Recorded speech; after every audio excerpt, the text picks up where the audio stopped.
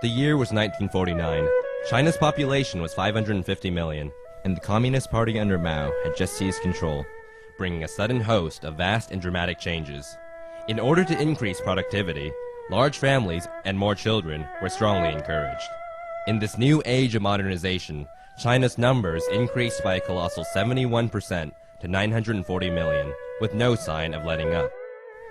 Demographers predicted that the population would surge to 1.5 billion by the year 2000, resulting in a strain on resources. Terrified of hurting the economic gain that had come over the last few decades, politicians pushed for family planning measures. Still, Mao was against this, saying population control is a means of killing off the Chinese people without shedding blood. When Mao left power in 1976, the population was rapidly nearing 1 billion. In 1979, the new leader of China, Deng Xiaoping, commenced one of the most simplistic and dramatic attempts to regain control of China's soaring population in the form of the one-child policy. Taking what seemed like a straightforward approach to the population problem, the official statement read, "Women who give birth to one child will be praised. Women who give birth to 3 or more will suffer sanctions." This was met with mixed reactions. According to surveys taken, 9 out of 10 Chinese couples were opposed to the policy. Outside the borders, though, foreign family planning commissions praised China for taking action in reducing population. It appeared to be direct, simple, and potentially effective. However, the policy supporters had failed to realize its many fundamental flaws. These flaws would ultimately hold tragic results for China. It was not long before one of the first failures of this government policy came into light. The administration, in their haste, had failed to see that the one-child policy played unfairly against different classes. As Chinese studies professors have noted, rural families struggled under the policy's restrictions as they needed more farmhands and larger families. They were punished for having their much-needed children, and the fines they paid were then gifted to the rich urban couples whom, due to their busy lives, often stopped reproducing at the one-child limit anyway. Furthermore, it was vital that a rural couple gave birth to a son, as a son was invaluable for farm work and would care for his elderly parents, their only means of social security. A girl was completely different.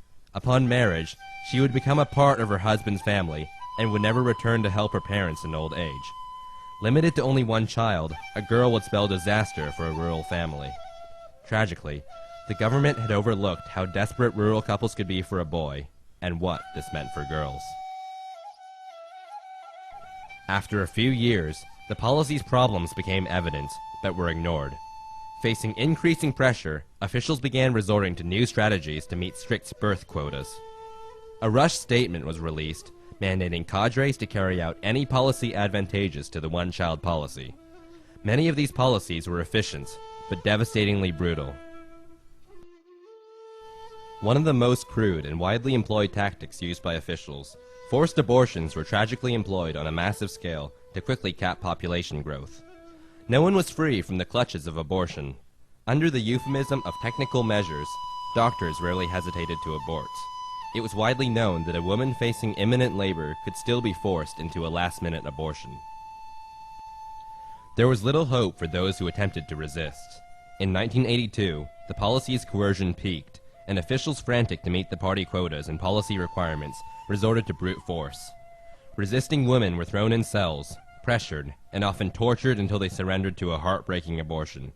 Reports told of mothers who hopelessly fought their captors while being dragged to the operating room, where they had to be sedated.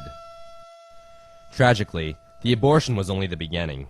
Many of these women and their husbands would be sterilized through a tubal ligation or vasectomy the day afterwards, denying them their reproductive rights.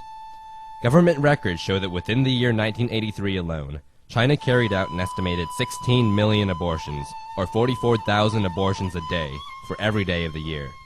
There is no question that this helped reduce population levels, but the human cost may have far exceeded the supposed benefit.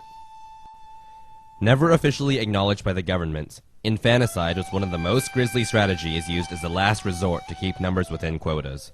Reports by American and British journalists described this in hospitals. Infant skulls being crushed or injected with lethal medicine. Facing demotion, salary cuts, or dismissal, doctors had little choice. While effectively lowering population numbers, Infanticide was one of the worst human rights violations related to the policy. Furthermore, the hurried enactments of the one-child policy had unwittingly created a high-stakes game of birth roulette in which couples had only one chance to conceive an overwhelmingly favored boy. A few extreme and desperate parents, faced with no other options, drowned, smothered, or intentionally starved infant girls in order to gain a second shot at the conception game. These numbers were never recorded, and now are only called China's lost girls. But in a sense, the one-child policy had already dug the graves for these innocent victims with its thoughtless planning and flawed execution. There were some children who escaped the horrors of abortion and infanticide, only to be placed into an orphanage. Still, the sheer tragedy that is unfolded within these orphanages is almost unknown to the majority of foreigners. Failing to anticipate the increase of abandoned children, the government-run orphanages during the one-child policy were often disastrously undermanned. These severely inept employees had little to no knowledge of childcare, and subsequently little patience. The children suffered tragically from this. Likely due to neglect, official records in Shanghai's largest government orphanage showed that 9 out of every 10 children died within 1 year of being admitted. Children were sometimes selected for summary resolution, a euphemism for gradual and deliberate starvation. This was a recorded policy carried out in orphanages to reduce the number of children needing attention. There was no way the workers could care for all of the children, and every one of the summary resolution deaths could easily be twisted in the records to look like a case of natural death. No help came for these children, even as they lay dying and hungry in their last days. The policy seemed simple at first. Preventing births would equal a lower population and benefit the nation.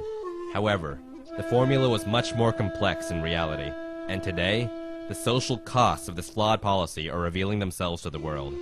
China's young generation has been suffocated by the draconian grip of the government, with birth rates at an all-time low.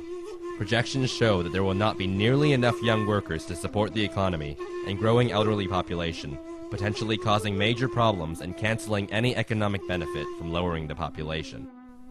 Additionally, the male-to-female imbalance was fueled by the one-child policy.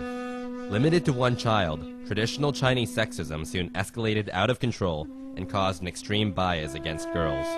Today, there is a very imbalanced ratio of 120 young males to 100 young females. This uneven proportion has turned women into commodities, and even today, it is increasingly hard for men to find a partner.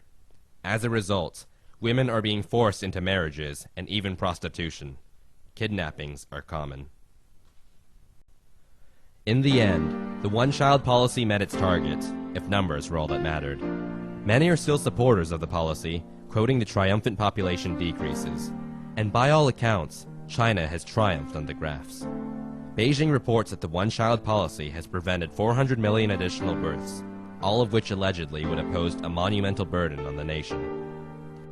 Was it worth the cost? The human toll of the one-child policy has been tremendous. Coercive abortions still take place daily. However, the plight of the Chinese people under the policy is still mostly unknown to the world. The social costs of these tragedies will endure for decades to come. There may be a few redeeming qualities to the policy. A lower population has been beneficial to the environment, and there are more resources to go around. In addition, it can be said that urban single children, free of sibling competition, are benefiting tremendously, receiving stellar educations and great amounts of attention. This is a triumph. In the next 20 years, we'll see talented, intelligent thinkers emerge from the young Chinese generation of today. Ironically, it may be one of these children that rises up in the future to correct the problems created by the one-child policy. At this point, we must hope so.